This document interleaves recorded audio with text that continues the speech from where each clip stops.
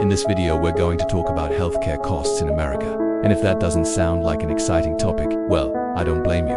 But stay with me here, because what we're going to discover is that this isn't just a personal financial crisis or a political football. It's actually a sociological crisis. So stick around. I'm your instructor, and if you're new here and you want to learn about the world through sociology, be sure to subscribe. The United States spends more money per capita on healthcare than any other country on earth. According to a 2020 report from the OECD, Americans spend an average of $6,382 per person annually on healthcare, while the average for OECD countries is $3,947 per person. This statistic comes from 2020, which is the most recent year that complete data was available at the time that this video was made. It's also important to note that this figure includes both public and private spending on health, and the US spends significantly more on healthcare than other wealthy nations when looking at either category alone. In fact, the US is so far out of step with other high-income countries that it's difficult to even compare. For example, the US spends over 3 times as much per capita on healthcare as Austria, Slovenia, and Switzerland, and yet Americans have worse health outcomes across a number of metrics compared to residents of those same countries. We have higher infant mortality rates, lower life expectancy, and higher rates of chronic disease and disability. So why are we spending so much if we spent less? Would these problems go away completely? Not likely. But it certainly wouldn't hurt. In fact, there are several reasons that we spend so much on healthcare that I think will surprise you. Some of them aren't even about health. The first reason we spend so much is that we use our healthcare system differently than people in other countries. It's not unusual for Americans to see a doctor multiple times per year, whereas in many other countries, general practitioners are much less specialized and play a greater role in preventative care. In contrast, specialists who do much of the heavy lifting in terms of diagnosis and treatment are much more scarce outside of the US. Another thing that can drive up costs is the high level of medical technology in hospitals. And again, while this may seem like a good thing, and it is, the reality is that advanced technologies are often expensive and they're rarely used in other countries. Take a look at this list of technologies available in US hospitals but not elsewhere.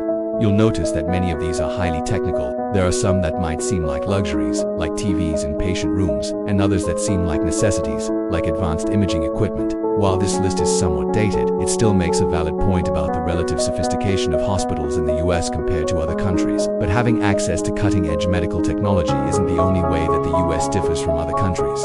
When it comes to pharmaceuticals, Americans are simply prescribed more drugs than anyone else. We take 100 billion pills per year, which works out to 321 prescription drugs per person annually. And that's almost double the rate of drug consumption in Germany and France, which are 2 of the next highest consumers. But we don't just take more drugs, we pay more for them, too. The price of prescription drugs is generally higher in the US than in other high-income countries. And part of the reason has to do with how those drugs are marketed to consumers. The United States allows pharmaceutical companies to advertise directly to patients. And this means that drug companies have an incentive to create massive awareness campaigns to ensure that people know their product exists and ask their doctors to prescribe it. This isn't allowed in most other countries. This leads us to the second reason that healthcare costs are so high in the US, and that's administrative complexity. The US healthcare system is incredibly complicated. It involves hundreds of thousands of physicians, nurses, dentists, pharmacists, and other practitioners. There are over 5,000 hospitals and 450,000 other healthcare facilities. And all of these organizations must coordinate with one another to ensure that patients receive uninterrupted care. Unfortunately, all of this coordination requires lots of paperwork and it creates a lot of jobs, which is great, but it also drives up costs. The US has significantly higher administrative costs than other countries. These include not just the cost of employing administrative staff, but also the high cost of malpractice insurance and the legal fees associated with medical liability claims.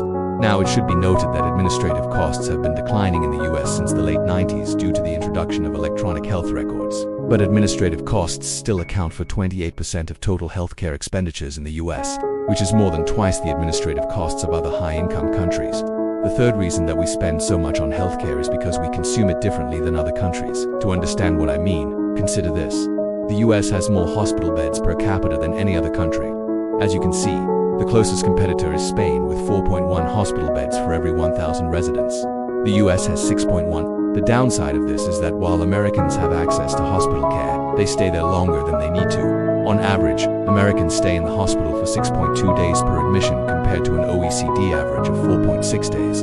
That's a big difference, and it's largely because American doctors order more diagnostic tests, especially after surgery.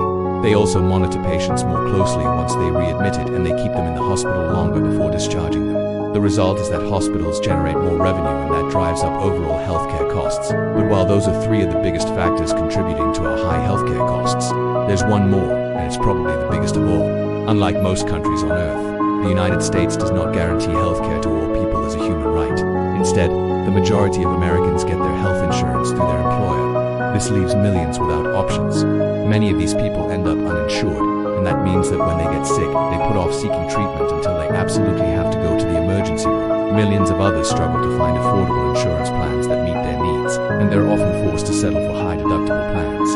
The logic here is that if I'm relatively healthy, then I can save money by paying a higher deductible, because I am less likely to end up in the hospital. But this is a risky strategy, because if I end up needing a lot of medical care in the form of a single catastrophic event, then I'll be utterly devastated financially. So what ends up happening is that millions of Americans wait until they have no other option but to seek treatment, and that means that when they finally do go to the doctor, they're much sicker than they would have been had they sought treatment earlier. This is bad news for everyone involved. Patients end up receiving more expensive care, which further drives up the cost of healthcare for everybody. So now you know the 4 major reasons that healthcare costs are so high in the US.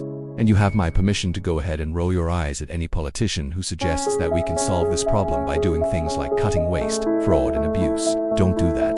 Those programs exist for a reason. Cutting them will harm people and it won't reduce costs very much. Instead, if you're an American concerned about healthcare costs, you should focus your efforts on the major drivers we talked about today. Use your healthcare system differently by taking better care of your health and use fewer resources. Demand that your elected officials tackle administrative complexity by passing universal healthcare reform. And demand that they rein in pharmaceutical companies by allowing Medicare to negotiate drug prices. One thing is clear, the high cost of healthcare is an issue that requires a multi-pronged approach. Otherwise, we'll continue to suffer while other countries get ahead of us. If you want to learn more about the sociology of health, I've included a link to our Health and Society course in the description below. And if you want to learn more about the sociology of the US specifically, I've included a link to our Introduction to US Society course. And I'd be remiss if I didn't mention our Medical Sociology course, which covers everything we talked about today in depth. Be sure to check those out. And finally, thank you for watching. I'll see you in the next video.